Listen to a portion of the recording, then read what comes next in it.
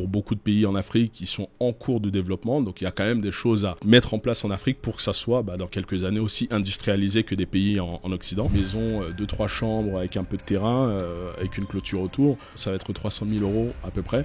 L'idée c'est d'investir, enterrer un peu d'argent dont j'ai pas besoin et attendre le temps que la ville où j'investis prenne de la valeur. Du coup tu peux payer un terrain avec ton téléphone. Si tu as assez d'argent sur le compte Mobile Money, tu peux faire un transfert Mobile Money. Donc du coup la grosse arnaque on va dire à éviter, c'est vraiment d'être sûr que ce qu'on achète appartient bien à la personne qui dit le détenir. Typiquement, vous êtes un groupe de personnes, vous allez cotiser chacun à votre tour pour qu'une personne d'entre vous prenne le lot. Chaque mois, il y a une personne qui va récupérer la mise de tout le monde. Ça me fait jusqu'à peur. la fin du Rien tour. que c'est typiquement le genre de truc où j'irais pas. Là. C'est parti pour un petit podcast sur l'immobilier donc en Afrique de l'Ouest et en Afrique centrale. Et pour ce faire, j'ai le plaisir d'avoir avec moi Joël, qui est déjà intervenu sur la chaîne déjà 4 fois. C'est la 5e vidéo, je crois, qu'on fait ensemble. C'est ça. Donc aujourd'hui, on va profiter de ton expérience dans ces deux pays, donc au Cameroun et en Côte d'Ivoire, pour parler un petit peu de ce que tu as fait comme investissement là-bas, comment ça s'est passé, et puis comparer un petit peu les deux et donner peut-être quelques conseils à ceux qui seraient intéressés par ce type de pays qui sont en fait assez sous les radars. Il y a assez peu de personnes qui en parlent sur le web. Donc on va aller en profondeur sur ce sujet. Donc déjà, ce qu'on va faire pour planter le décor, c'est que tu vas nous partager les investissements que tu as fait au Cameroun et en Côte d'Ivoire. Et comme ça va permettre aussi que les gens comprennent que tu as vraiment une expérience de terrain, tu as vraiment fait des investissements dans ces pays. Est-ce que tu peux nous partager les opérations que tu as fait donc ? Oui. Alors au Cameroun, donc j'ai acheté plusieurs terrains dans différents quartiers. Je sais pas s'il faut que je les cite. Ouais, pourquoi pas. Ou au moins la région, je sais pas. Alors, donc tout est à Douala. Tout est à Douala principalement parce que je suis un natif de Douala. Et j'ai donc sur un des terrains construit un immeuble. Je suis en train de construire cet immeuble. Ça sera donc un sous-sol rez-de-chaussée plus 6 étages. Donc ça fait 8 niveaux au total. Un beau bébé. C'est ça, un beau bâtiment. C'est un vrai projet de vie parce que donc je vais y faire plusieurs choses dans ce bâtiment. Je pourrais l'expliquer. Tu peux dire déjà. Alors concrètement, donc ça va être un sous-sol parking, rez-de-chaussée, ça sera un espace restauration. Et donc premier étage, ça sera donc tout ce qui est résidence privée. Ça va être nos appartements, mais aussi pour des gens de passage de la famille. C'est quelque chose que tu te réserves pour toi. Je me réserve ce premier étage. Deuxième étage, ça va être tout ce qui est service en fait. Si tu veux, l'idée de cette résidence, c'est un peu comme une résidence hôtelière, sauf que j'aurais pas à démarcher pour avoir un agrément d'hôtellerie. Ça sera plus une résidence de tourisme. En fait, faire de la location longue durée, mais aussi de la location courte durée. Et donc premier étage, ça sera nos appartements et des appartements que je me réserve. Deuxième étage, c'est tout ce qui est service. Donc ça va être tout ce qui est gym, salle de sport, tout ce qui est sauna, hammam, jacuzzi, tout ce qui est piscine. Mais aussi, on a pensé à peut-être de l'onglerie, enfin des services de soins, un peu comme dans un hôtel. Petit local commerciaux. Ouais. Un peu comme dans un hôtel finalement en Occident, aux États-Unis, un peu partout, où dans le bâtiment, tu as tout un tas de services qui facilitent ta résidence dans le logement. Donc ça, c'est intéressant. En tout cas au Cameroun, parce qu'en termes d'offres, il n'y en a pas énormément qui proposent ce type de service. Et donc, surtout parce que tu vas vouloir faire, puisque tu vas vouloir faire quand même quelque chose de bien léché, bien haut de gamme. Et c'est vrai que j'ai eu l'expérience de première main d'une personne qui vient visiter Douala. Et à l'époque, le mieux c'était l'hôtel Aquapalace, c'est ça. Bon, depuis tu m'as dit qu'il y a eu il y a un nouveau, là, le K-Palace qu'on a vu. Il y a Crystal Palace, il y a plusieurs chaînes maintenant. Mais c'est vrai que le standing était un peu bas pour quelqu'un qui viendrait d'Europe ou d'Occident de manière générale, qui serait habitué à, on va dire, un standing un petit peu plus élevé. Et je pense qu'il y a des gens qui vont chercher ça, et notamment tous les Camerounais qui vivent en Occident, qui vivent aux États-Unis, qui vivent en France. Quand ils reviennent, ils ont appris un peu ces standards-là, ils veulent quelque chose d'un peu plus haut de gamme, et donc tu vas y répondre d'une certaine manière. En fait, si tu veux, pour beaucoup d'expatriés, des personnes qui vivent à l'étranger, qui rentrent au Cameroun, que ça soit pour de la courte durée ou s'installer, déjà ils vont pas retourner forcément dans leur famille, dans leur maison familiale, ils vont se trouver un appartement, le temps peut-être de s'installer, de construire ou d'acheter une maison pour eux. Donc pendant ce temps-là, ils veulent quand même un confort, ce qui est normal, et idéalement un confort qu'ils retrouveraient en Occident. Donc c'est pour ça, en fait, c'est ça l'idée, c'est vraiment de faire un truc, si tu veux, une fois fini, quelque chose que j'ai l'habitude de faire ici en France ou dans d'autres pays en Occident. Typiquement, donc au-dessus, après le deuxième étage, on a le troisième, quatrième, cinquième, sixième.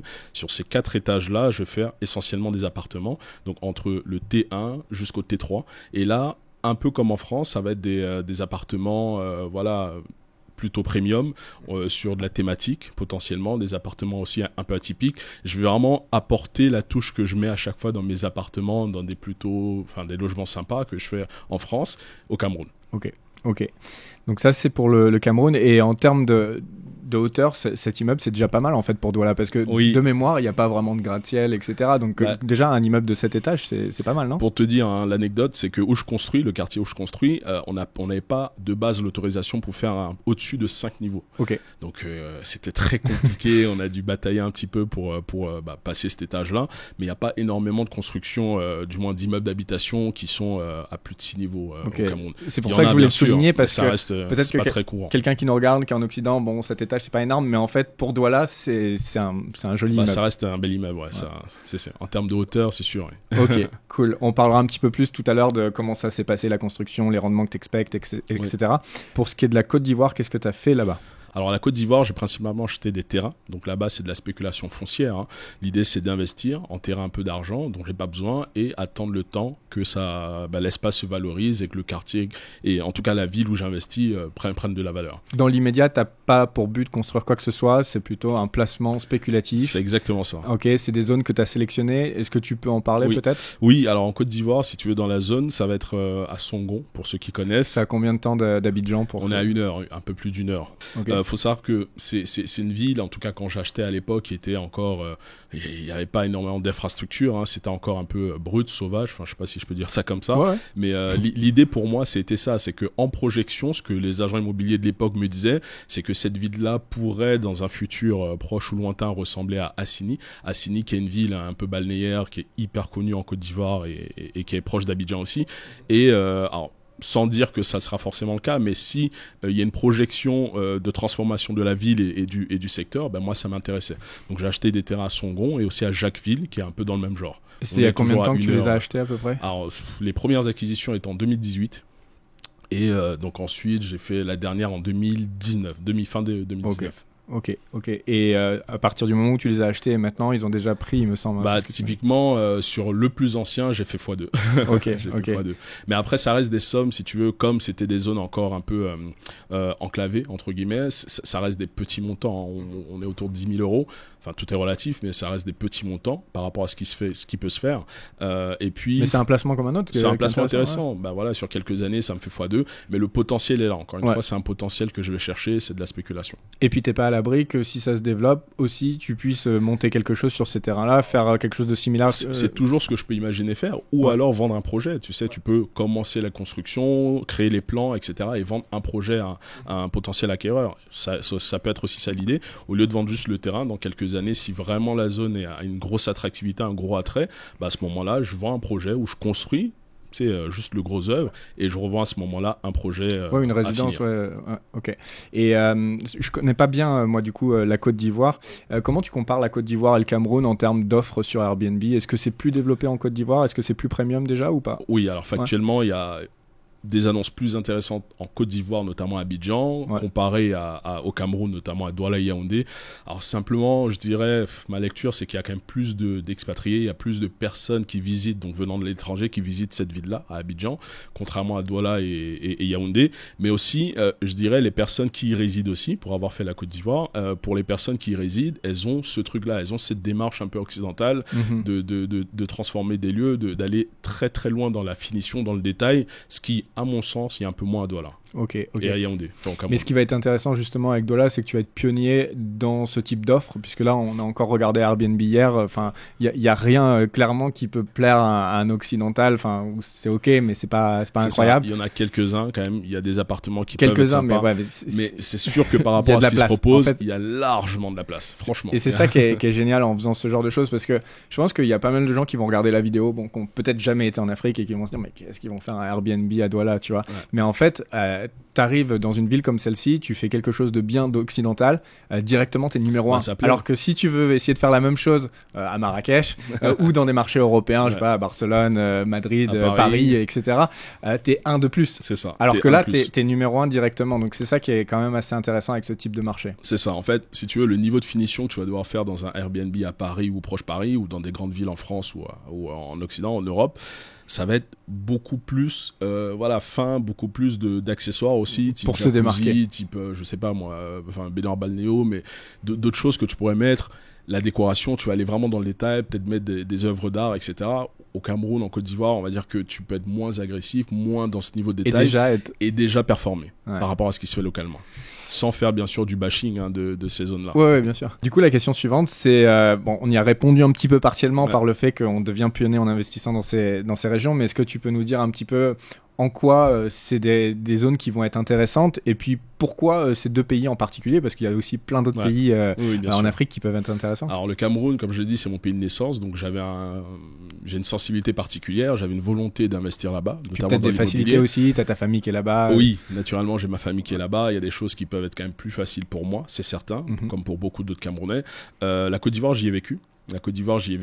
J'ai fait du business là-bas et j'ai fait des investissements depuis quelques années maintenant là-bas. Pour le coup, t'as pas de famille en Côte d'Ivoire? Non, j'ai pas du tout de famille, j'ai aucune famille là-bas, j'ai des amis, j'ai des contacts, j'ai un réseau que j'ai développé depuis plusieurs années, mais oui, j'y ai vécu quand j'étais un peu plus jeune. Ok, donc c'est le fait que tu sois passé par ces pays qui t'est intéressé. Principalement. Après, il y a aussi peut-être des raisons démographiques, population, si tu veux, de marché. Je dirais principalement le fait que j'ai cette sensibilité par rapport à ces deux pays où je suis né, ou la Côte d'Ivoire où j'y ai vécu un petit temps. Après, moi, je suis très orienté Afrique aussi. Je crois en Afrique parce que je pense qu'il y a beaucoup de choses à faire en Afrique. Tu vois, c'est pour beaucoup de pays en Afrique qui sont en cours de développement, donc il y a quand même des choses à mettre en place en Afrique pour que ça soit dans quelques années aussi industrialisé que des pays en Occident. Donc ça, c'est une vision en fait finalement. C'est pour ça que je m'installe dans ces pays-là et j'ai pour ambition d'aller dans d'autres pays aussi. Est-ce qu'il y a d'autres pays d'ailleurs qui t'auraient intéressé Oui, bien sûr, on en a parlé. Là, qui te font de l'œil? Clairement, je dirais le Sénégal.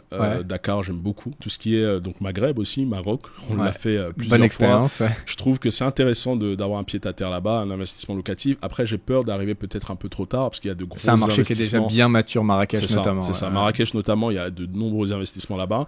J'ai discuté avec pas mal de gens, notamment des Marocains qui étaient en France et qui sont retournés au Maroc. Et pour beaucoup, ils me disent il y a encore de la place, faut venir, voilà. Mais les prix, tu vois, quand je regardais le marché IMO il y a 5 ans et maintenant, les prix ils ont explosé. Donc pourquoi pas, mais voilà, je regarderai. Et je dirais aussi un peu plus bas en Afrique du Sud, notamment, j'aime beaucoup. Et éventuellement un pied-à-terre en Tanzanie. Voilà, Tanzanie, c'est vraiment en termes de projection. Ça a bien le vent en poupe dernièrement. Hein. Bah oui, c'est beau, tu vois. Et tu te dis, c'est alors pour toi, mais aussi pour de l'investissement locatif, ça peut être intéressant d'avoir un pied-à-terre. Désolé, je t'ai coupé. Donc tu allais continuer, je pense, sur population. C'est ça, pour comparer un peu les pays, donc Cameroun, Côte d'Ivoire, concrètement déjà, ils sont un peu similaires. Hein. Tu verras qu'en termes de population, au Cameroun, on est autour de 29 millions d'habitants. En Côte d'Ivoire, on est un peu plus de 30 millions. Tout ce qui est démographie, la population est relativement jeune, dynamique. C'est aussi pour ça que c'est intéressant, parce que ça reste, si tu veux, une population qui va consommer, parce qu'il y aura aussi, c'est dit, c'est prédit, une explosion de la classe moyenne, donc une émergence de la classe moyenne dans les années à venir, ce qui veut dire une population de consommation. J'ai l'exemple d'ailleurs des supermarchés Carrefour, si je peux les citer, qui sur les 5 dernières années, les 10 dernières années, ont investi énormément dans ces pays-là. Dans la ville de Douala, si je cumule Douala et Yaoundé, il doit y avoir 10 supermarchés en moins de 5 ans. Quoi. C'est incroyable. S'ils placent leur bille là, ça veut dire qu'il y a quelque chose qui devrait se passer. Effectivement, tu vois, les populations qui vont donc évoluer dans ces zones-là, notamment la classe moyenne, consomment quoi? Les produits de première nécessité, l'alimentaire, vont devoir se loger, vont devoir s'installer quelque part, et aussi potentiellement les gens qui viendront visiter ces zones-là, il y en aura sûrement de plus en plus. Si des carrefours s'installent, s'il y a d'autres investissements, on peut en citer, il y a énormément d'industries qui se créent au quotidien dans ces zones-là. Moi, je trouve que ces pays, dans le temps, auront beaucoup plus d'attrait. Donc, vaut mieux être sur place relativement tôt pour prendre de la place. Ouais, parce qu'effectivement, si on regarde le monde, l'Afrique, c'est un peu le dernier continent qui n'a pas connu son gros boom, on va dire, comme l'Asie a pu connaître, l'Amérique latine d'une façon un petit peu plus timide, mais quand même, c'est un peu plus avancé encore que l'Afrique. Donc l'Afrique, ça reste un petit peu le dernier continent où il peut y avoir un boom et où il peut être intéressant d'être dans les premiers placés, ce que tu es en train de faire finalement. Complètement. Et si je continue la comparaison, pour vraiment les gens arrivent à se représenter dans ces pays-là, c'est vrai qu'il y a un PIB par habitant, si on rentre dans le détail un peu, autour de 1 500 € pour le Cameroun et 2 400 pour la Côte d'Ivoire. Ça reste relativement faible, mais tout porte à croire que ça peut évoluer dans le temps. Ça va évoluer dans le temps parce qu'il y a des indicateurs, il y a une croissance économique qui se fait. Et si on compare aussi la diversité culturelle, elle est importante dans ces deux pays. Il y a énormément d'ethnies. Au Cameroun, on compte plus de 200, je crois autour de 240 tribus, ethnies, t'imagines, avec autant de dialectes, de patois. Donc c'est pour dire que, si tu veux, c'est une sorte de melting pot. Et je trouve que, encore une fois, ça reste intéressant de présenter ces choses-là aussi. Tu vois, en Occident, c'est des choses qu'on met pas en avant. Il y a le fait que c'est pour beaucoup, ils parlent français, mais aussi anglais, notamment au Cameroun. En Côte d'Ivoire, c'est principalement le français, donc c'est francophone. Il y a, en termes de religion, si je compare aussi, c'est christianisme principalement au Cameroun et christianisme et aussi islam en Côte d'Ivoire. Il y a une forte proportion de musulmans en Côte d'Ivoire. Voilà, donc cette diversité culturelle donne aussi cet attrait au pays, tu vois. Et potentiellement, ça pourrait se développer touristiquement. C'est certain que ça se développera touristiquement parce qu'il y a encore une fois plein de projets qui naissent. Quand tu vas au Cameroun, dans le nord, quand tu vas à l'ouest, quand tu vas à l'est, il y a tout un tas de choses qui se mettent en place. Tu vois, des villages vacances, il y a, pour les touristes, je parle, il y a plein de projets. En Côte d'Ivoire, j'ai cité tout à l'heure Assini, il y a l'île de Boulé, il y a plein de projets, il y a plein de choses qui se font. C'est extrêmement beau. Tu devrais visiter la Côte d'Ivoire parce que tu as fait le Cameroun, mais tu devrais visiter la Côte d'Ivoire et revenir au Cameroun. Et au niveau du tourisme, actuellement, qui sont les touristes qui vont dans ce type de pays ? Je dirais toutes sortes de tourisme, en fait. Si tu veux, principalement, il y a un tourisme local. Donc, typiquement, au Cameroun, tu auras toutes les personnes qui vivent en Afrique centrale, qui viendront au Cameroun, parce que c'est un hub en Afrique centrale, du moins. En Côte d'Ivoire, tu as tous les pays voisins aussi qui vont migrer vers la Côte d'Ivoire. En plus, récemment, il y a eu énormément d'événements, notamment la CAN, la Coupe d'Afrique des Nations, dans ces deux pays, sur les dernières années. Il y a comme ça régulièrement des projets, des événements qui font que ça drive un maximum de personnes. Mais tu as aussi bien sûr ceux qui sont nés mais qui ont grandi ou évolué dans d'autres pays, sur d'autres continents, qui reviennent. C'est impropre aussi, je pense, des Africains, peut-être beaucoup d'autres personnes, peut-être beaucoup d'autres populations, mais en fait ils ont par habitude de rentrer pour les vacances chez eux, ou alors de passer du temps chez eux, parce qu'il y a peut-être encore la famille sur place, parce qu'il y a des investissements, parce qu'ils ont des projets, parce qu'ils veulent avoir un pied-à-terre. Donc de ce fait, tu as beaucoup de gens qui reviennent. C'est d'ailleurs une mode, pas une mode, c'est un truc qui s'établit. On parle beaucoup d'expatriation. Maintenant, il y a la repatriation. Tu vois, il y a des gens, il y a des chaînes YouTube qui parlent de repatriation. C'est hyper intéressant. Et je trouve que toujours dans cette projection-là, voilà, c'est des choses qui me parlent. Ok, mais globalement, ça reste pour l'instant un tourisme très africain, du moins d'origine africaine, des gens qui habiteraient à l'étranger. Et il y a encore peu d'occidentaux qui viennent en vacances dans ce pays. Je dirais pas peu, parce qu'il y en a quand même pas mal, notamment en Côte d'Ivoire. Il y a une grosse population locale qui est française et libanaise. Donc naturellement, tu as beaucoup de Français et Libanais qui y vont pour le tourisme. Mais on parle pas d'investisseurs aussi. Tu as beaucoup d'investissements directs étrangers dans ces pays-là. Donc tu as beaucoup d'investisseurs étrangers qui viennent pour construire des usines, qui viennent pour faire du commerce, qui viennent pour importer, exporter des marchandises. Faut savoir que ces pays-là, notamment si tu parles du Cameroun, un aspect macroéconomique, le Cameroun va être un gros producteur de tout ce qui est matières premières, tout ce qui est donc agricole, coton, maïs, cacao, mais tout ce qui est aussi minerais, bois précieux, pétrole, etc. On est quand même riche en termes de ressources. Maintenant, la Côte d'Ivoire, il faut savoir que c'est le premier producteur de cacao, premier producteur mondial de cacao et de noix de cajou. Donc typiquement, tu comprends que tu as beaucoup d'investissements qui vont venir de l'étranger pour transformer, pour acheter du moins et exporter ces produits-là et les transformer ou alors les transformer sur place. Donc effectivement, il y a un flux de touristes, mais il y a aussi de nombreux investisseurs qui vont dans ces pays-là pour s'établir. Ok, du coup, on a une bonne image de tout ce qui peut rendre, en gros, ces zones intéressantes. Quand tu as investi pour les premières fois en Afrique, est-ce que tu avais des craintes ? Est-ce que tu n'avais pas peur d'être un peu trop pionnier du coup ? Parce que quand même, ça tarde à boomer l'Afrique. Donc, du moins, pas sur toutes les zones. Il y a des zones qui ont déjà bien boomé, mais ces pays en particulier, tu es vraiment pionnier. Est-ce que tu avais des craintes ou pas ? Alors, très sincèrement, non. Déjà parce que, on va dire qu'en tant qu'Africain, j'ai peut-être moins d'appréhension aussi de ces marchés-là.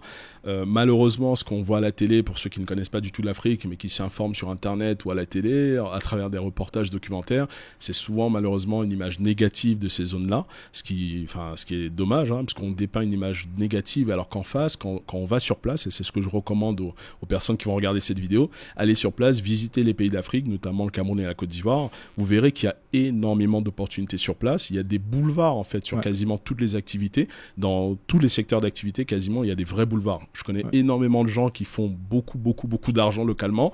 Il y a des fortunes qui se font en fait, on pense toujours à ces pays d'Afrique chaotiques, etc. Mais en fait, il y a des gens qui font des réelles fortunes là-bas sur des produits simples en fait, parce qu'il y a des boulevards énormes. Bah, en fait, comme je disais, typiquement, s'il y a une offre Airbnb qui est basique localement, si tu viens, tu fais ne serait-ce qu'un peu, bah forcément, tu auras plus de populations qui viendront séjourner dans tes logements que quelqu'un qui va faire un truc basique parce qu'il ne sait pas faire mieux aussi, parce qu'il n'a jamais vu ce qui se fait à l'étranger.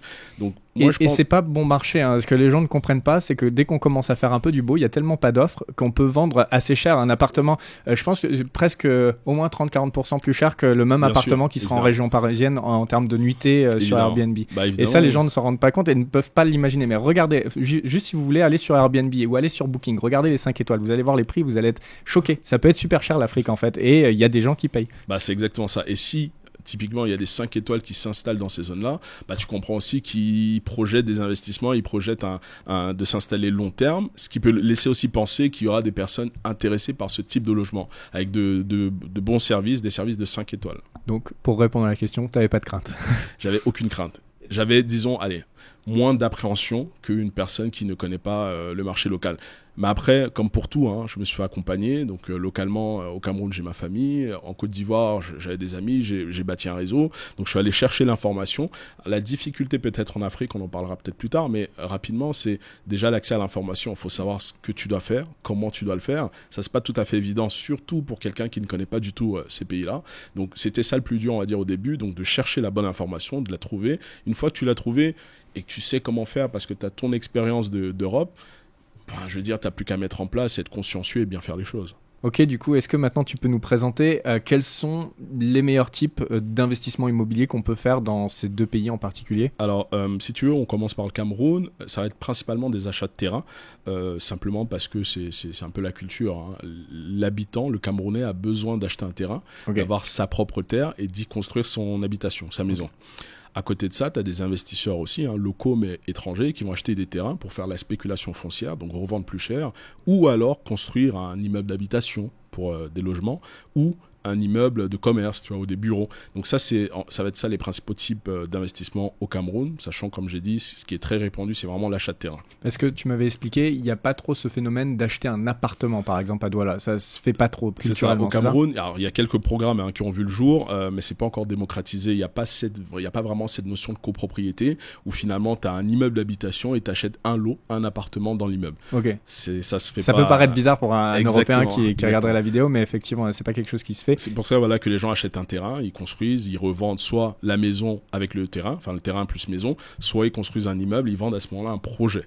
Un projet entier, et ensuite par contre ils louent à l'unité, ça se fait par contre, ça se fait de louer, mais pas de vendre juste à la découpe, ça ne se fait pas. Ok, donc ça c'est intéressant, c'est une particularité vraiment du Cameroun, contrairement à la Côte d'Ivoire où là il y a justement cette notion de copropriété. Tu peux acheter un appartement de façon isolée, tu peux donc acheter des terrains, faire des investissements sur le terrain, construire un immeuble d'habitation ou bureau commerce dans le même genre qu'au Cameroun, mais tu as la particularité d'acheter un appartement, un studio, enfin peu importe. Ok, et ça il faudrait peut-être étudier pour le Cameroun si ça pourrait être une méthode d'investissement qui pourrait être intéressante que de faire à l'européenne de la copropriété. Je ne sais pas si le souci vient des lois qui encadrent pas encore bien ce type de découpage, ou si c'est uniquement culturel. Ça, il faudrait voir quel est le... Alors, il y a bien sûr un historique culturel, mais aussi le gouvernement, comme tu l'as très bien dit, encadre difficilement ce type de projet, mais ils sont eux-mêmes aussi à l'initiative de certains projets. Hein. Okay. Il y a la Cité des Cinquantenaires avec certains investisseurs privés et l'État.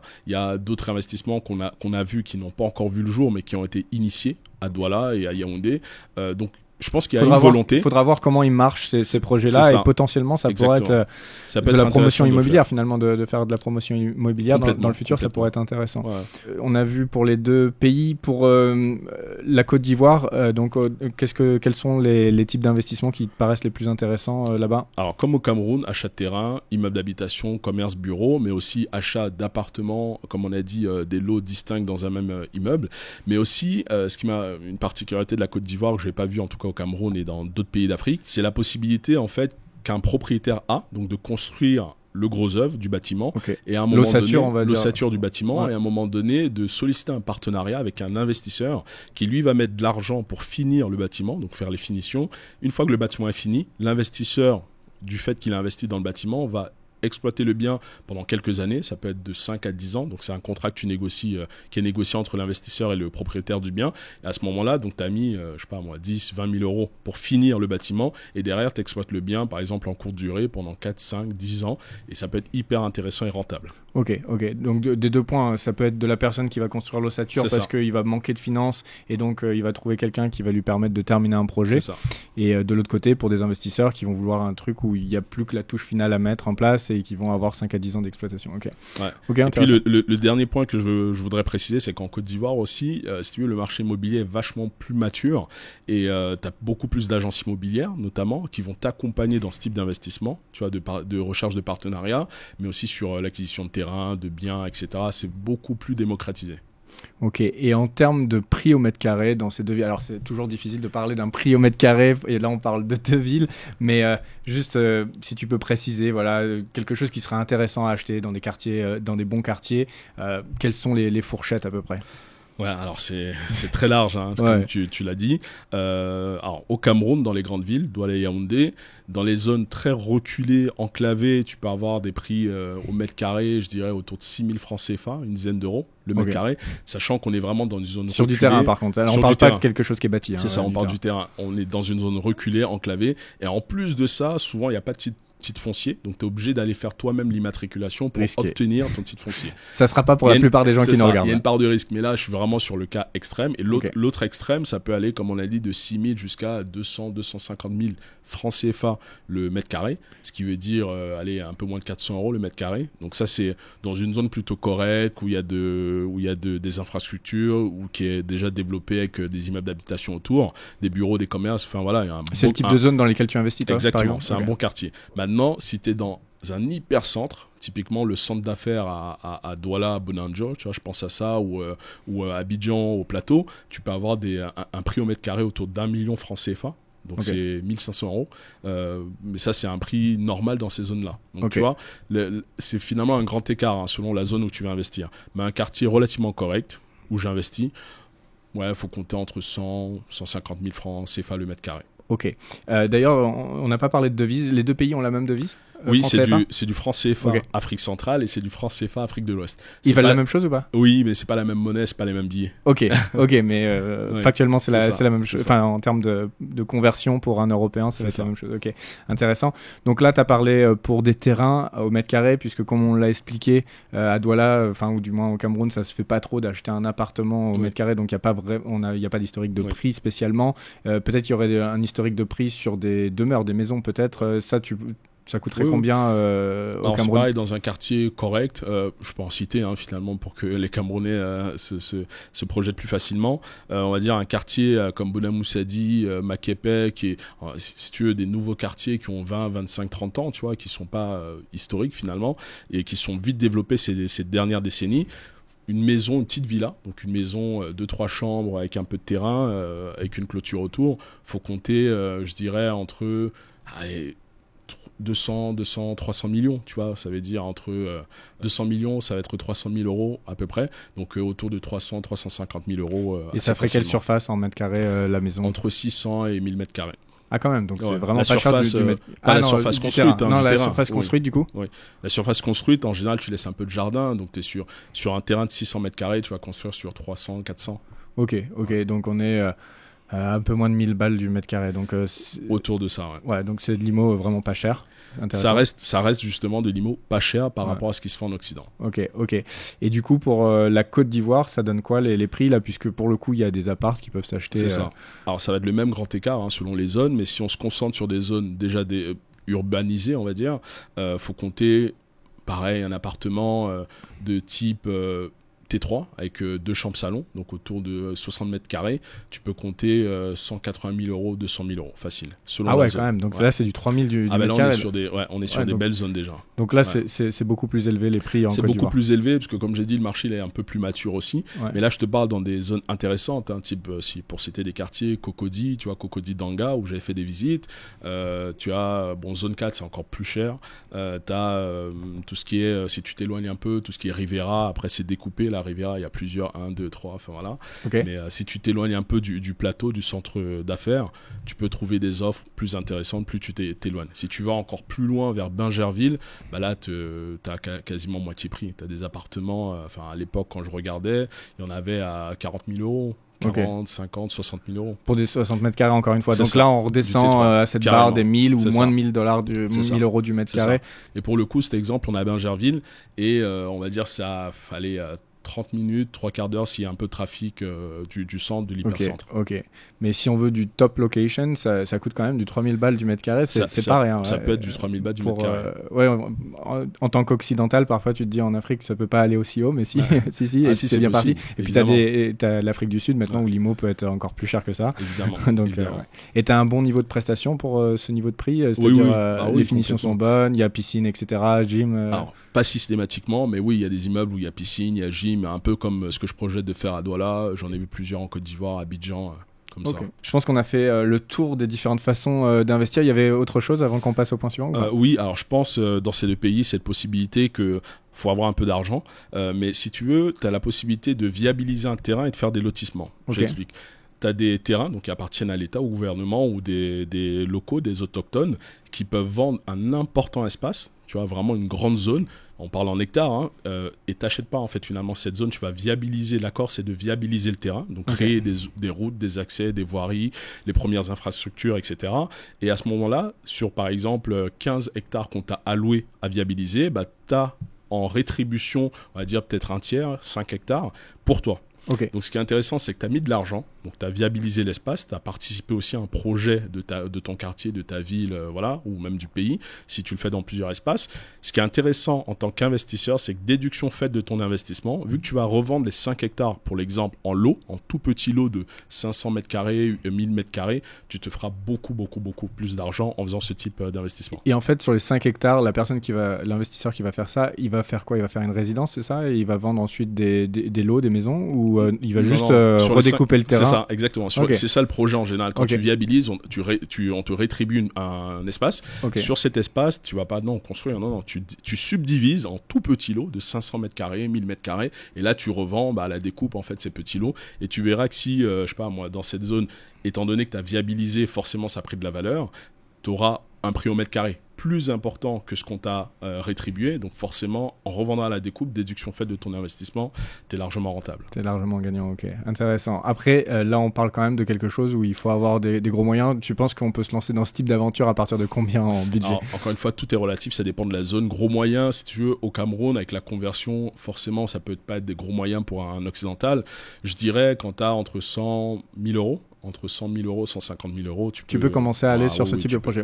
Donc finalement, même pas commencer, tu peux vraiment faire ce type de projet à grande échelle au Cameroun. Intéressant. Ouais. Et maintenant, ce dont j'aimerais parler, c'est des rendements qu'on peut attendre. Alors forcément, encore une fois, c'est comme pour les prix au mètre carré, c'est difficile de donner une réponse, mais est-ce qu'il y a quelque chose un petit peu une moyenne, quelque chose de standard pour du locatif, voilà, pour que les gens aient une idée de à quoi on peut s'attendre quand on fait un investissement dans ce type de pays? Alors si tu veux, dépendamment de l'immobilier, du type d'investissement immobilier que tu fais, que ça soit résidentiel, bureau, commerce, tu peux t'imaginer attendre entre 7 à 10% en moyenne, sachant qu'encore une fois c'est une moyenne, tu peux aller chercher beaucoup plus selon le type d'investissement. C'est similaire à la France finalement en termes de rendement, puisque c'est 7% la moyenne. On est autour de 7% en France, c'est ça. Ok, donc là tu pourras aller chercher un petit peu plus, mais de toute façon c'est que des moyennes. Après, à vous, comme Joël, d'être meilleur et d'aller chercher des rentas supérieurs. Si tu veux, pour moi la moyenne, je prends ça comme un rendement plancher. Si tu veux, c'est à partir de ça, minimum, c'est à partir de ça que je me dis, bon, voilà, il faut aller chercher largement dessus, quoi. Ok,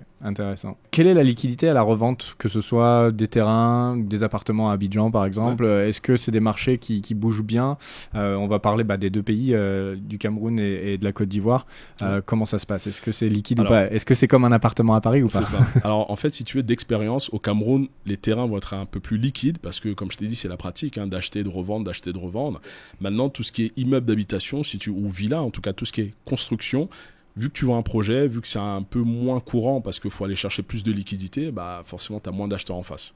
Donc ça peut mettre pas mal de temps à se vendre. Un peu plus de temps à se vendre. Par contre, en Côte d'Ivoire, c'est un marché immo plus mature et c'est aussi plus dynamique là-bas. Il y a beaucoup d'acheteurs en face, donc tu peux vendre assez rapidement un appartement, que ce soit une maison, une villa, ou même un immeuble entier ou un terrain, ça va beaucoup plus vite. En termes de mois, tu aurais une idée pour comparer un appartement à Abidjan versus une maison qui aurait été construite à Douala, qu'est-ce que ça donnerait en termes de mois? Je dirais que si tu as une bonne agence immobilière et que tu es encore une fois bien placé, on sait que la règle numéro 1 en immobilier, c'est la localisation. Donc si tu es bien placé, honnêtement, dans les 3 mois, tu vends ton bien à Abidjan. Au Cameroun, je dirais, enfin Abidjan ou en Côte d'Ivoire. Au Cameroun, à Douala, Yaoundé, je dirais entre 3 et 6 mois. Si tu es bien placé, ça peut aller dans ces eaux-là. Mais on n'est pas sur de la semaine. Des trucs qui se vendent à la semaine, comme à Paris, ça pourrait être sur des marchés ultra efficients, ultra rapides. Donc ça, c'est aussi une chose à prendre en compte. De toute façon, on parlera un petit peu des risques et des aspects négatifs d'investir dans ce type de pays un petit peu plus tard. Comment se font les transactions d'ailleurs dans ce type de pays? Comment on paye son bien? Il y a beaucoup de cash, il y a beaucoup de transactions qui se font en cash. Parce que c'est assez peu bancarisé, le Cameroun en particulier. En fait, je dirais qu'au Cameroun, il y a beaucoup de circulation de cash, donc tu vas payer pour beaucoup de biens en cash, dépendamment du montant, toujours. Après, tu as tout ce qui est mobile money, donc c'est des transferts d'argent via téléphone. Pourquoi c'est peu bancarisé? J'ai l'impression que le Cameroun a un peu sauté cette étape-là. Si tu veux, en Europe, en compte Occident, bancaire en fait. C'est ça. En Europe, en Occident, tu avais le cash, historiquement. Ensuite, il y a eu les banques, donc on faisait des dépôts sur des comptes. Et après, maintenant, vient Paylib, Leaf, toutes ces façons de payer et de transférer de l'argent. Donc, c'est finalement récent. Mais au Cameroun, tu as beaucoup de paiements qui se font en cash. Et assez rapidement est venu le mobile money. Donc, c'est des transferts d'argent via téléphone, un peu comme Paylib en France. Et la banque, en fait, on a un peu fait l'impasse. Donc, il y a beaucoup de personnes qui n'ont pas de compte bancaire encore aujourd'hui, même des commerçants qui n'ont pas de compte et qui gardent du cash ou de l'argent sur leur téléphone. Orange Money, donc, pour que les gens comprennent, c'est comme si vous aviez votre forfait Orange en France, mais vous pouvez mettre il y a un compte bancaire, entre guillemets, qui est adossé à votre numéro de téléphone. C'est ça. En fait, si tu veux, ces établissements-là qui sont à la base des compagnies de téléphone qui font de la téléphonie ont eu des agréments locaux pour faire l'activité bancaire, si tu veux. Je grossis le trait, ce ne sont pas des banques mais des établissements financiers et ils ont la possibilité de faire ces transferts d'argent. Donc tu peux domicilier un peu d'argent de l'espèce que tu déposes dans ces agences pour qu'ils mettent ton espèce sur ces comptes de mobile money. Ok, et alors ça paraît fou et du coup tu peux payer un terrain avec ton téléphone. Si tu as assez d'argent sur le compte mobile money, tu peux faire un transfert mobile money. Ok, et tu peux faire vraiment des sommes importantes avec mobile money? Il y a des plafonds, je me rappelle pas des plafonds exacts selon l'opérateur, mais tu peux faire plusieurs millions. Oui. De francs CFA. C'est ça, francs CFA. Toujours. Faut préciser. Toujours. Ok, donc comment ça se passe concrètement? Soit en cash, soit en mobile money. Ça, c'est pour le Cameroun. C'est pour le Cameroun. Après, transfert bancaire, ça se fait quand même de temps en temps. Ça se fait quand même. Tu as toujours la possibilité de faire des virements. Si tu as un compte bancaire avec la personne qui vend le terrain, si tu veux en acheter un, à un compte bancaire, tu fais le virement. Chèque aussi. Il y a des chèques. Okay. Il y a des chèques de banque. En Côte d'Ivoire, il y a un peu plus de bancarisation. Donc, c'est aisément des virements plutôt que du cash ou des transferts d'argent, même s'il y a aussi ça, du mobile money, des virements, des chèques et du cash. Ok, intéressant. Et comment ça se passerait pour quelqu'un qui aurait son argent, je sais pas, aux États-Unis ou en France, et qui voudrait justement faire une transaction dans un de ces deux pays pour importer les fonds? À quel point c'est facile ou pas? Comment ça se passe? Oui, alors c'est possible. Pour ça, il faut aller voir une banque locale, ouvrir un compte bancaire local, et à ce moment-là, ton argent qui est dans un pays étranger, faire un virement de banque à banque. Ok, aussi simple que ça. Donc rien de tordu. Toujours tout ce qui est Western Union, MoneyGram, voilà, ces établissements financiers qui permettent de faire du transfert sur des petites sommes pour un terrain qui coûterait pas cher. Oui, ça pourrait être la solution. Mais tu peux être vite limité si tu veux faire un transfert d'un gros montant. Ça peut être compliqué. Par contre, quelqu'un qui voudrait acheter une villa, comme tu disais tout à l'heure, à 350 000, il est obligé de passer par la case banque. Toujours dans la thématique finance, il y en a pas mal qui vont se demander, est-ce qu'il y a la possibilité de faire du levier bancaire en fait? Est-ce qu'il y a un accès au crédit ou pas dans ces deux pays-là, si tu peux comparer? Oui. Alors, Au Cameroun, oui, tu as la possibilité. Dans les deux pays, tu peux faire un levier bancaire, tu peux acheter grâce au crédit bancaire. Maintenant, c'est un peu plus difficile dans ces pays-là, si on compare à l'Occident. Et si on compare entre les pays, le Cameroun, ça va être encore un peu plus difficile. Si tu veux, c'est aussi la politique gouvernementale, hein, d'endetter la population, c'est compliqué. Mais aussi la politique bancaire, parce que la banque, comme je dis toujours, c'est un gestionnaire de risque. Donc finalement, de gérer le risque avec une personne qui soit travaille et a un revenu relativement faible ou alors ne travaille pas, parce que je ne l'ai pas dit, mais le secteur informel est extrêmement développé au Cameroun mais aussi en Côte d'Ivoire. Donc un petit commerçant qui n'a pas de facture, qui n'a pas de revenus traçables, si tu veux, c'est difficile pour un banquier de l'endetter. Ouais. Donc c'est ça, en fait, l'accès au crédit peut être compliqué, mais oui, tu peux quand même, si tu as un bon dossier, lever des fonds sur place. Ok, et en Côte d'Ivoire, c'est un petit peu plus facile? C'est un peu plus facile parce que c'est un peu plus traçable aussi. Si tu veux, le secteur informel est moins développé, il y en a hein, naturellement, mais ils ont un peu plus l'habitude, on l'a dit tout à l'heure, d'être bancarisés. Donc ils ont des fiches de paye pour les salariés, Ils ont des mouvements bancaires pour les commerçants. Ok. Et une question que les gens vont se poser, puisque toi tu es Camerounais, tu n'es pas ivoirien, est-ce qu'on peut emprunter en Côte d'Ivoire en tant qu'étranger, étranger africain et étranger même européen par exemple? Bien sûr. C'est encore une fois une question de dossier, hein, un peu comme en France. Tu as l'exemple de quelqu'un qui va donc être camerounais ou français, peu importe, étranger, hein, qui va venir en Côte d'Ivoire, il va créer une société. À travers sa société, envoyer un peu d'argent depuis son pays étranger pour domicilier cet argent localement, donc monter un dossier, montrer le projet d'investissement qu'il s'apprête à faire, et si c'est rentable, il n'y a pas de raison que la banque locale ne suive pas cet investisseur. Ok. Par contre, en termes de conditions, ça je pense qu'il faut le rappeler parce qu'il y en a beaucoup qui vont nous regarder depuis la France, qui ont été habitués au crédit où il y a très peu d'apports à mettre. Quel est l'apport qu'il faut mettre dans cette zone du monde à peu près On va te demander beaucoup plus qu'en France, c'est sûr. C'est pas 10%, ça peut être de 30 à 50%. Ouais. Et en plus, le taux d'intérêt est plus élevé. On n'est pas sur 3 à 4% comme en France, on va être sur du 6, 8, voilà. Okay. Et en plus, on peut te demander d'autres garanties, donc plus contraignantes, notamment d'apporter un titre foncier. Donc typiquement, tu as un terrain dont tu es propriétaire, hein, tu mets en gage ce titre foncier pour lever de la dette. Donc si en face, tu n'arrives pas à rembourser le crédit, ils peuvent récupérer ton titre foncier en dédommagement. Ok, mais c'est bien de le rappeler parce que c'est vrai que beaucoup d'Occidentaux ont été trop bien habitués, on va dire, avec des taux quand même assez bas, avec des conditions d'accès au crédit qui sont assez faciles, mais dès qu'on s'en écarte, ça m'effraie pas ce que tu viens de me dire parce que c'est assez standard. Hein. Tu sais, à Dubaï, c'est pareil, c'est du 25-50% qu'il faut mettre sur la table. Au Panama, c'est pareil, il faut mettre une trentaine de pourcents. Alors tu peux faire financer à plus. Après, c'est toujours dépendant du dossier, bien sûr. Mais de façon standard, en fait, à l'international, il y a souvent quand même un apport à mettre qui est au minimum d'une trentaine de pourcents.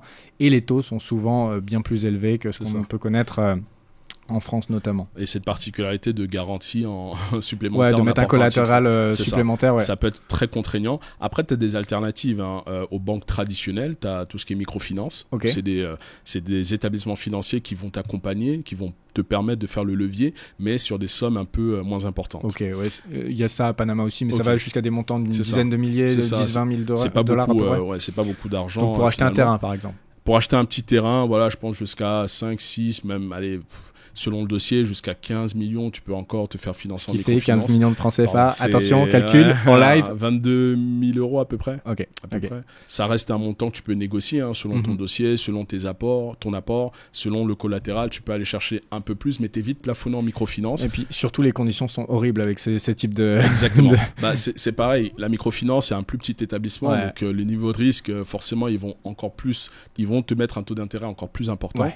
Et tu as l'entre-deux. Ce que les gens ne savent pas beaucoup, c'est qu'il y a les banques, il y a la microfinance, et entre deux, il y a la mésofinance. Donc je connaissais pas.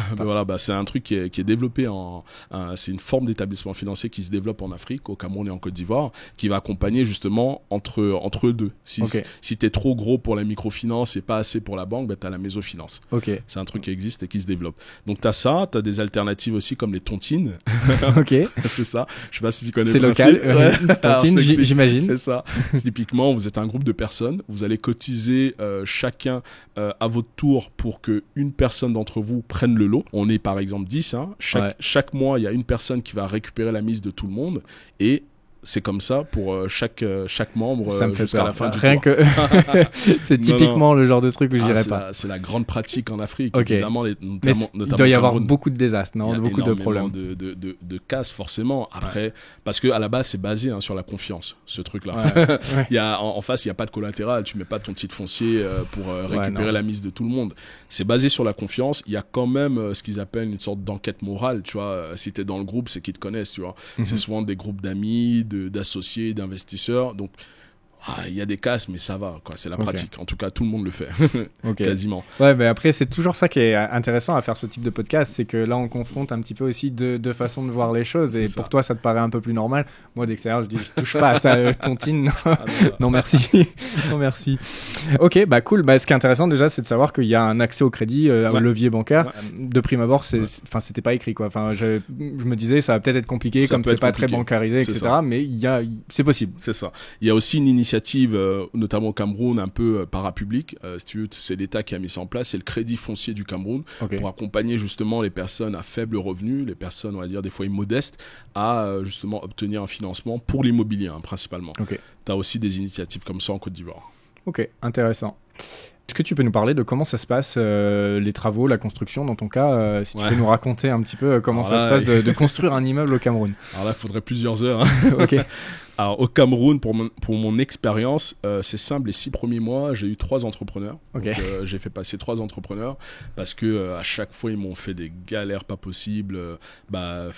Ils suivent pas les travaux, c'est-à-dire qu'ils disparaissent des chantiers. Tu comprends pas, si tu veux, l'entrepreneur, c'est un peu celui qui va chapeauter tout le projet, les travaux, et il a ses ouvriers sur place. Donc typiquement, le premier, il a disparu. Je sais pas trop pourquoi. Il y a ces gens qui travaillent, mais lui, il venait plus. Donc j'ai dû le sortir du chantier. Ensuite, c'est un autre qui demandait beaucoup trop d'argent, et en plus, il voulait être payé d'avance, mais c'est pas 10, 20, 30%, c'est 60, 80% d'avance. Aucun sens. Red flag. Donc voilà. Donc à un moment, on a dû le sortir. Et le troisième, c'est il voulait faire des achats lui-même. Donc après, on pourra le préciser dans la formation. Ça, si tu veux, la façon de suivre des travaux au Cameroun, c'est assez particulier. Faut faire les achats soi-même, tu vois, faut pas déléguer. J'ai vécu ça, moi, au Maroc. Parce que le mec, tu vas lui dire, allez, 1000 euros, je sais pas moi, c'est un exemple, 1000 euros pour acheter du matériel, des sacs de ciment, il va aller où, soi-disant, c'est plus cher alors qu'il a sa commission. Et le danger au-delà de ça, alors là, j'ai de l'expérience perso, on sort du cadre, mais on va être sur le Maroc. Au-delà de ça, c'est que parfois, ils vont t'acheter à des prix qui sont normaux, donc tout va bien. Sur le papier, tu as l'impression que tout va bien. Ils vont te couper, ils vont te prendre des qualités qui sont moins bonnes, ou ils vont te couper la peinture. Moi, c'est le cas d'un patio que j'ai peint dans un riad. Le type avait mis tellement d'eau dedans qu'à la première pluie, mon patio fondait en fait. Toute la peinture descendait, quoi. Donc voilà, c'est le genre de choses qui peuvent arriver. Et moi, ce que mon oncle m'a appris au Maroc, c'est tu restes sur place, tu t'assois au milieu. Quand ils sont en train de peindre, tu restes là, comme ça tu t'assures qu'ils coupent pas la peinture avec trop d'eau, etc. C'est monnaie courante en Afrique. C'est pour ça qu'en plus de l'entrepreneur, faut pas y aller les yeux fermés ou faire un investissement, retourner à l'étranger en mode c'est bon, je viens réceptionner. Faut avoir quelqu'un sur place. Faut avoir quelqu'un sur place, et je dirais encore mieux, c'est vraiment d'être sur place toi-même assez régulièrement. Moi, je fais des séjours de plusieurs semaines, plusieurs mois au Cameroun, j'ai pas le choix. Voilà, faut suivre l'investissement. Mais bon, finalement, pour continuer l'histoire, on a trouvé un entrepreneur qui est très bien, qui est une bonne équipe, qui suit les délais, qui rend compte aussi, parce que des fois c'est difficile pour eux, d'autant plus que je suis à l'étranger, donc j'ai besoin d'avoir l'information assez rapidement et régulièrement. Donc voilà, ça avance très bien avec lui. Donc les travaux, il y a ça qui est difficile à gérer, mais aussi le coût de la construction. Aujourd'hui, le matériel au Cameroun est de plus en plus cher. Et c'est le cas aussi en Côte d'Ivoire. Je t'ai dit, ces pays sont de toute façon très similaires. Voilà, donc c'est ça les principales difficultés. Et si on doit faire un parallèle avec la France, est-ce que tu peux comparer rapidement entre gérer des travaux en France et... Alors, non, gérer les travaux en France, ça va être beaucoup plus facile. C'est difficile de trouver l'entrepreneur, mais une fois que tu as trouvé... Après, si tu veux, je le dis dans la formation, tu as beaucoup de red flags en fait à observer, et aussi tu as une sorte d'entonnoir. Tu arrives à organiser les informations et à filtrer les personnes jusqu'à trouver le ou les bons entrepreneurs, et quand tu as trouvé ça, tu travailles avec lui, et tu peux faire plus confiance en France parce qu'il y a beaucoup d'entrepreneurs qui vont te proposer des projets clés en main. Donc tu réceptionnes, tu suis l'avancée des travaux sur une période donnée avec l'entrepreneur, et à la fin tu récupères les clés une fois le projet fini. Au Cameroun, c'est pas du tout ça. Ouais, non, ça n'existe pas, ça. C'est du day to day. Et d'un point de vue légal aussi, il y a donc en France, tu as les garanties décennales. Ça, j'imagine qu'en Afrique, ils connaissent pas, non? Je sais pas, mais alors, au Maroc, il y avait pas trop. Hein. Si tu veux, ils vont te proposer des équivalents, mais ça marche pas du tout parce que le système d'assurance n'est pas fait pareil. Si tu veux la garantie décennale en France, quand vraiment t'as un pépin, il est obligé d'intervenir, sinon son assurance prend le relais. Au Cameroun, il n'y a pas vraiment ça. Non. Ok, donc ça, c'est les grandes différences. En termes... Ouais, sans couper, effectivement, il peut avoir un lot d'imprévus, mais tu vois, j'aime toujours un peu mitiger. L'idée, c'est pour éviter les imprévus, même si ça va toujours un peu arriver, c'est de bien penser ton projet et de le définir dans le détail du détail. Tu vois, j'ai des exemples. Hein, tu vois, tu as une salle, sur le plan, il n'y avait pas de cloison initialement. Je sais pas trop pourquoi, les premiers entrepreneurs, ils m'avaient fait une cloison. Tu vois, si tu suis pas le plan dans le détail et la construction day-to-day, bah, cette cloison-là, qui en plus là-bas, c'est des parpaings, tu vois, qu'on élève, bah, potentiellement, cette cloison aurait fini jusqu'au dernier étage parce que l'entrepreneur qui aurait repris aurait juste continué à monter ce mur.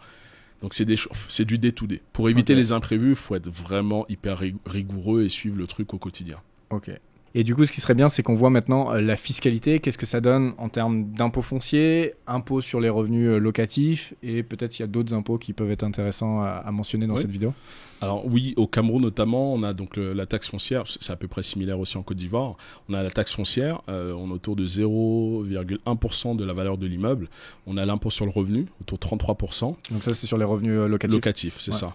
On a tout ce qui est impôt sur la plus-value, les droits de succession. Voilà, on a relativement les mêmes impositions qu'on a en France. Ok, mais après, on est en Afrique. Alors, bien sûr que c'est l'Afrique. Alors, ce qu'on a sur le papier, c'est pas forcément ce qui se passe dans la réalité. Ouais, voilà.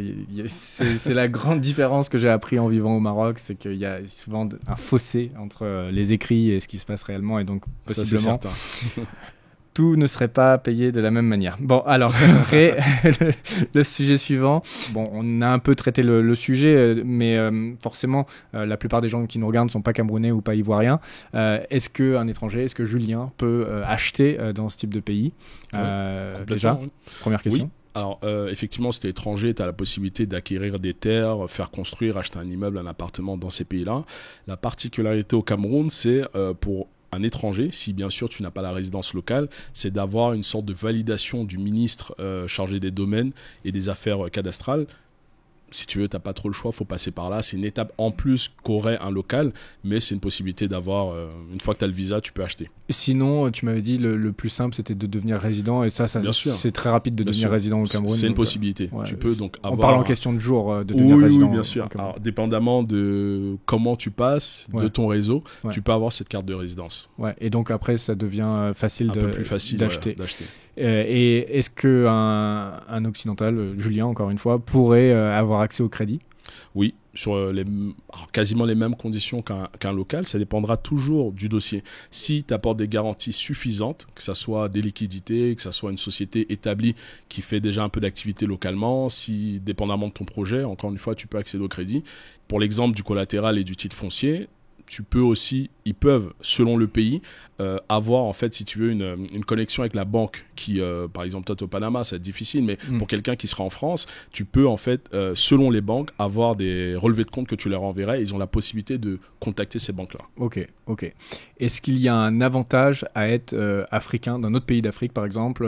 Est-ce que ça change quelque chose par rapport, sans racisme, mais par rapport à un blanc, par exemple ? Est-ce que ça change quelque chose ou pas ? Non, je dirais pas ça. Si tu as un étranger, tu as un étranger, tu as le même statut. En fait, oui, dans tous les cas, tu as le même statut d'étranger.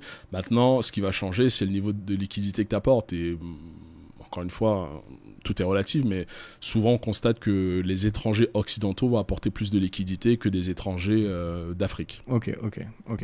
Mais ça ne facilitera pas plus les affaires. Il n'y a pas une différence, une perception ou un racisme dans la banque qui va se dire tiens, c'est un blanc, on va lui donner moins facilement le crédit. Non, je sais pas.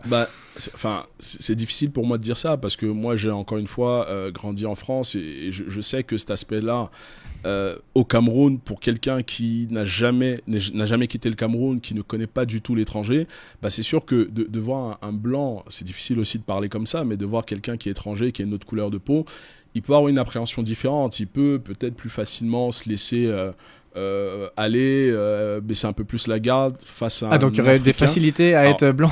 J'aime pas dire ça comme ça, vraiment. C'est difficile pour moi de dire ça, mais parce que je ne pense pas.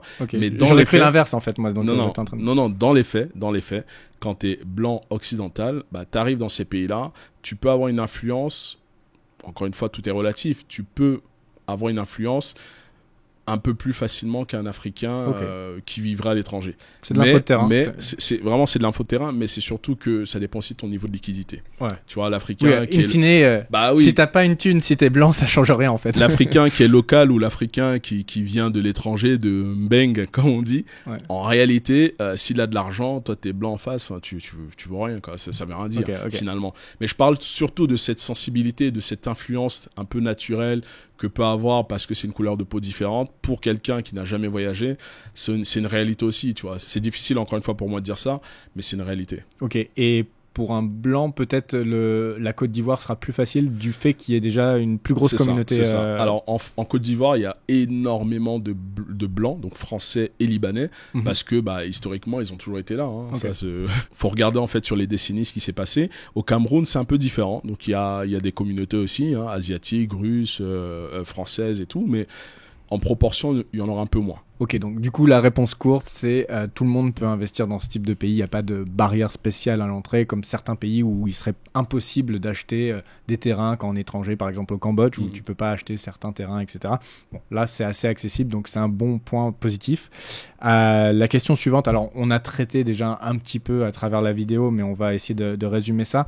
Quels sont les risques, un petit peu les obstacles qu'il peut y avoir à investir dans ce type de pays, si tu peux nous condenser ça, les grands majeurs? Oui, alors tu as quelques risques à investir en Afrique, notamment au Cameroun et en Côte d'Ivoire. Comme je l'ai dit déjà, sur le suivi de ton projet, tu as tout ce qui est entretien, maintenance qu'il faudra suivre au quotidien. C'est un réel sujet. Tu as aussi, une fois que le bien est fini et mis en exploitation, la gestion du bien. Si c'est toi qui es sur place et qui le fais par toi-même, très bien. Mais si tu délègues, encore une fois, tu confies la gestion du bien, il faut savoir qu'en Afrique, encore une fois, ça peut arriver qu'ils aient pas que t'aies pas un niveau de service attendu comme ce que tu peux rencontrer en Europe, en Occident, etc. Donc pour moi, c'est un vrai challenge, c'est d'avoir un service, du moins ce que tu veux, de le faire aussi bien que tu aurais imaginé. Voilà, c'est un challenge. Il faudrait juste relever le challenge, mais c'est possible. À côté de ça, en risque pur, je dirais la monnaie. La monnaie, c'est un vrai sujet. Si tu achètes en euros et que derrière, tu revends potentiellement le bien en francs CFA, tu as aussi ce risque de dévaluation qui nous pend au nez depuis quelques années. Encore une fois, c'est pas arrivé. On ne sait pas si ça va arriver, mais c'est un risque. C'est un risque. Le risque de devise de change, ouais. C'est ça. Et enfin, je dirais potentiellement à la revente. Si tu fais un achat-revente, par exemple, pour de la spéculation, tu as une difficulté qui peut être importante de sortir ton argent, de sortir tes liquidités du pays. Donc, tu le feras naturellement. Ça prendra peut-être un peu plus de temps, ou alors il faudra justifier d'un certain nombre d'éléments auprès des banques, auprès des établissements financiers pour pouvoir sortir tes liquidités du pays. C'est toujours un peu le problème dans ce type de pays. Rentrer l'argent, c'est souvent relativement facile. Le sortir, ça peut être plus compliqué. Il peut y avoir du soft capital control. C'est ça. Et ça, c'est un vrai souci. Et c'est quelque chose à prendre en compte quand on veut faire des opérations en fait, de revente assez rapides. Après, quelqu'un qui investirait pour le très long terme et qui veut juste faire du rendement locatif, par exemple, c'est moins important à prendre en compte. Ou qui est lui-même établi, tu vois. Donc finalement, pour lui, ça n'a pas de sens. Oui, un Camerounais qui gardera son argent dans le pays dans tous les cas, ça sera moins un problème. Ok, donc ça, c'est pour les risques qui sont inhérents avec le fait d'investir au Cameroun ou en Côte d'Ivoire. Est-ce qu'il y a des arnaques typiques, des choses auxquelles il faut faire vraiment attention? Et s'il y a des arnaques, comment on s'en protège? Ah oui, complètement. Dans ces pays-là, il y a effectivement beaucoup d'arnaques, il y a beaucoup d'escroqueries foncières, il y a aussi de la corruption, malheureusement. Il faut faire très attention, surtout sur l'achat de terrain. Des fois, tu achètes un terrain, mais le propriétaire l'a vendu à 1, 2, 3, jusqu'à 5 personnes.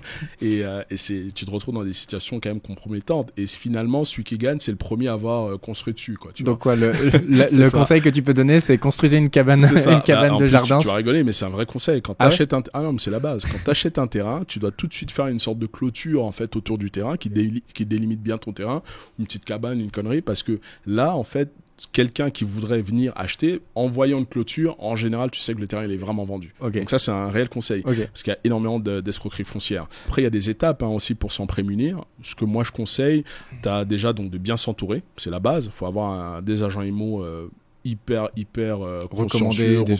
Il faut vraiment passer par des personnes fiables. T'as tout ce qui est notaire. Tu sais, des fois, t'as le vendeur. Faut surtout pas prendre le notaire du vendeur parce que il peut être complice de l'escroquerie. Faut prendre un notaire qui t'est recommandé ou que voilà t'as connu et que t'as déjà travaillé avec. C'est ça. Tout ce qui est avocat, huissier. Enfin, faut vraiment bien s'entourer. Ouais. C'est très important. Mais bon, ça c'est valable finalement pour tous les pays, partout. Mais il faut encore plus faire attention parce que en cas d'arnaque, je pense que dans ce type de pays, c'est plus difficile de s'en dépatouiller qu'en c'est qu'en plus Occident, difficile peut-être. parce que comme je l'ai dit, il y a de la corruption. Tu vois, c'est une réalité aussi. Si la personne en face a plus d'argent, est plus connue, et a une sorte de notoriété, c'est compliqué, quoi. Et en plus, si t'es étranger et que t'es venu juste pour acheter le bien, t'imagines la difficulté en face, c'est compliqué. Donc voilà, je pense qu'il faut bien s'entourer, c'est la base. Une fois que t'as un bien qu'on te propose à la vente, donc déjà, faut comprendre pourquoi le vendeur vend. Faut rencontrer le propriétaire. En physique, c'est très, très, très important. Qui vend? Pourquoi il vend? Des fois, t'as des successions, donc c'est des familles qui vendent. Donc faut être sûr que l'administrateur du bien soit en capacité de vendre et qu'il ait l'accord de tous les successeurs. Et tu sais, des fois en Afrique, c'est des grandes familles. Donc, tu vois, ces éléments-là, faut être certain de les vérifier. Ensuite, tu as aussi ce qu'on appelle le certificat de propriété. Il faut vérifier le certificat de propriété auprès du propriétaire pour être sûr qu'il est propriétaire de ce bien. Donc, tu as toutes les indications sur le certificat de propriété.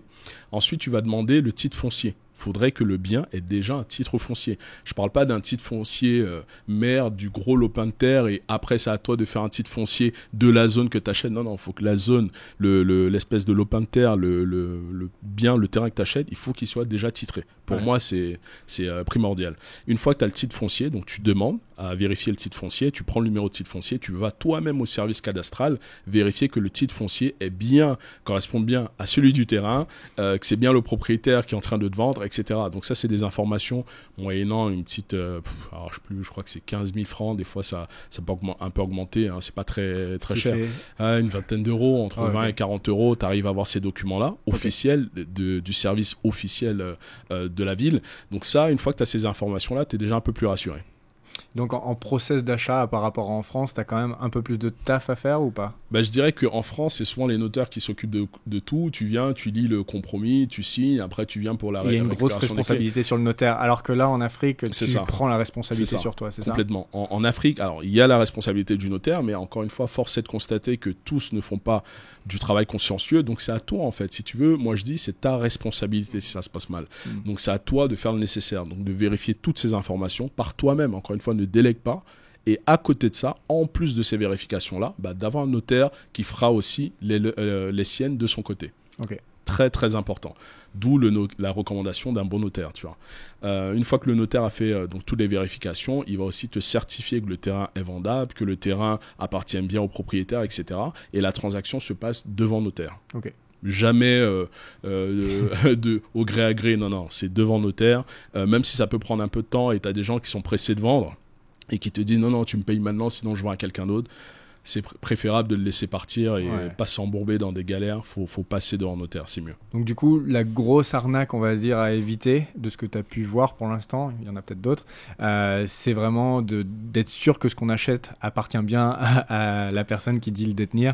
C'est vraiment ça le... Alors il y a ça, bien sûr. Il y en a d'autres comme typiquement on te vend une superficie de 1000 mètres carrés. Il s'avère que c'est que 800 mètres carrés parce qu'on t'a dit, en fait, tu vois, au loin, là, c'est le bout du terrain. Mais non, faut faire venir ce que je recommande, un topographe et un géomètre. Le topographe va borner en fait le terrain et le géomètre va vérifier justement que c'est la bonne superficie et qui correspond bien au titre foncier. Et en plus, le géomètre va te permettre de faire ton dossier technique pour demain, une fois que tu auras acheté le terrain, faire ton titre foncier. Donc ça, c'est d'autres arnaques aussi, de te vendre 1000 mètres carrés au final sur le papier, mais au final, sur le terrain, il y a 20% de moins. Et puis sinon, au niveau des travaux, de bien faire attention avec les entrepreneurs, il peut y avoir pas mal d'arnaques. Mais sinon, est-ce qu'il y avait autre chose que tu voulais citer en arnaque potentielle? Ouais, il y a aussi le fait que des fois on peut te survendre aussi le terrain parce que comme tout est un peu informel, si tu veux, c'est pas figé les prix au mètre carré, des fois d'une rue à une autre. Bon, c'est vrai qu'un peu comme en France ou en Occident, mais particulièrement dans ces pays-là, il y a ce qu'on appelle au Cameroun notamment la mercuriale. C'est en fait des prix au mètre carré que l'État va enregistrer par rapport aux zones et les zones sont bien délimitées en fait dans les villes et dans les quartiers de ces villes-là. Donc il faut vérifier auprès du service officiel, la mercuriale, et là tu as grosso modo le prix au mètre carré. Mais n'empêche que le terrain peut être plus cher, Je dis pas qu'il faut acheter au prix de la mercuriale, mais c'est un indicateur, c'est une base. Si c'est plus cher, tu pourras vite comprendre si c'est survendu, si vraiment on est sur un prix explosif. Donc ça reste aussi une arnaque qu'on te survende le terrain. Donc voilà, vérifier aussi le prix de la mercuriale et de façon générale, un peu comme partout, comprendre le marché immobilier local, faire ses recherches. C'est ce que je te disais en gros challenge que moi j'ai eu quand je commençais mes investissements, c'est de trouver l'information. Ouais. C'est de vérifier par soi-même, aller voir les services officiels de la ville, en mairie, au cadastre, etc. Aller rencontrer des personnes qui ont investi, développer son réseau. Et une fois qu'on a cette appréhension du marché, qu'on comprend un peu mieux comment ça se passe, là on peut être un peu plus confortable d'investir. Et c'est pour ça qu'un podcast comme celui-ci déjà fait une première bonne introduction en fait, parce que il y a très peu de contenu, quelqu'un qui voudrait investir dans ce type de pays, et je pense que c'est top qu'on fasse et que tu partages tout ça aujourd'hui. La question finale que je voudrais te poser, qui va être difficile à répondre, c'est Côte d'Ivoire versus Cameroun, qu'est-ce qui est le mieux? Ah, difficile. Je parle pas en football. Hein. Ah bah, écoute, football, je dirais Cameroun, mais les Ivoiriens diront peut-être le contraire. Mais non, en investissement, c'est difficile parce que, encore une fois, le Cameroun, ça m'est cher, tu vois, comme pays. Mais si je reste factuel, en termes de difficulté, dans mon parcours, en tout cas entrepreneurial dans ces pays-là, j'en ai eu un peu plus au Cameroun. Okay. Alors, malgré que je sois natif, etc., mais si tu veux, il y a des choses qui peuvent être un peu brouillons, tu vois, surtout vu de la vue d'un expatrié ou de quelqu'un qui n'aurait pas connu ces zones-là, qui n'a pas grandi là-bas, c'est un peu plus compliqué. En Côte d'Ivoire, c'était un peu plus fluide, si tu veux. Okay. Alors, j'ai pas dit, mais on parle pas de titre foncier en Côte d'Ivoire, on parle d'ACD, mais le process d'obtention d'un ACD est quand même beaucoup plus fluide que le process d'obtention d'un titre foncier au Cameroun. Il y a aussi un peu de corruption dans les deux pays, mais voilà, si tu veux, le parcours, pour être factuel, était un peu plus facile en Côte d'Ivoire. Maintenant aussi, si je reste toujours aussi factuel en termes d'attractivité, je dirais qu'Abidjan répond à quand même plus de critères si on reste vraiment encore purement sur les chiffres d'attractivité économique que Douala ou Yaoundé. Donc pourquoi pas Côte d'Ivoire. Et en termes de projection, en termes pour toi, qu'est-ce qui va se développer le plus et monter le plus en prix, tu penses? Là, ce qui est déjà en train de bien se développer par rapport aux autres pays d'Afrique, en tout cas dans leur région, c'est la Côte d'Ivoire. Clairement, la Côte d'Ivoire est beaucoup plus avancée à date sur différents niveaux, on va dire, d'avancement que le Cameroun. Mais le Cameroun, il y a un contexte, tu vois. On ne parle pas politique, mais il y a un système de gouvernance qui est en place. Il y a tout un tas de trucs qui fait qu'on peut penser à un ralentissement du développement du pays.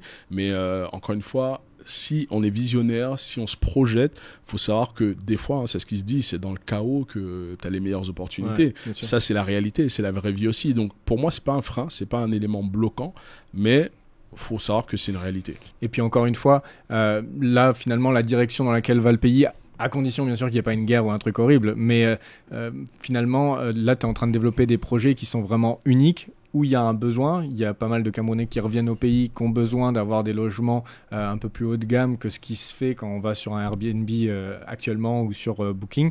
Donc il y a une demande pour ça, donc finalement ce que tu es en train de faire n'est pas très risqué, peu importe la direction que va prendre le Cameroun. En fait, ce que j'aime dire, si tu veux, c'est de laisser le temps au temps, tu vois. C'est que finalement, cet investissement, c'est long terme. Ouais. En tout cas, mes investissements en Afrique sont long terme.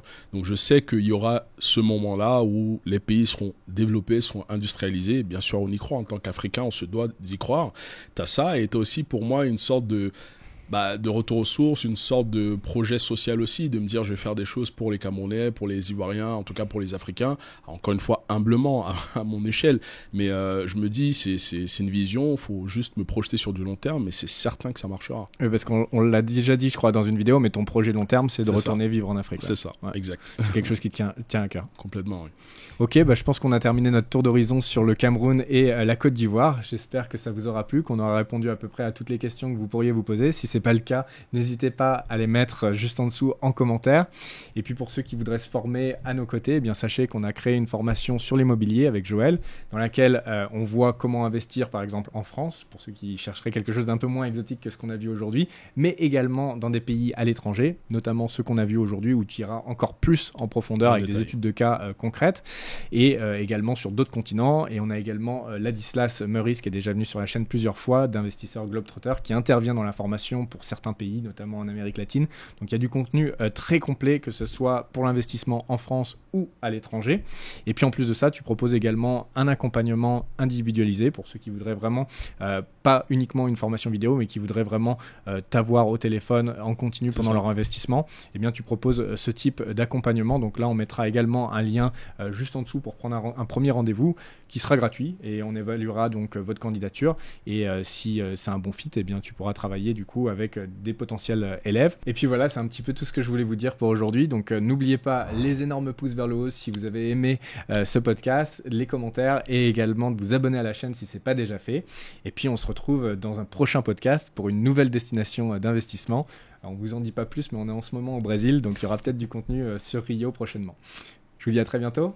Merci à toi. Merci à toi. Ciao, bye bye.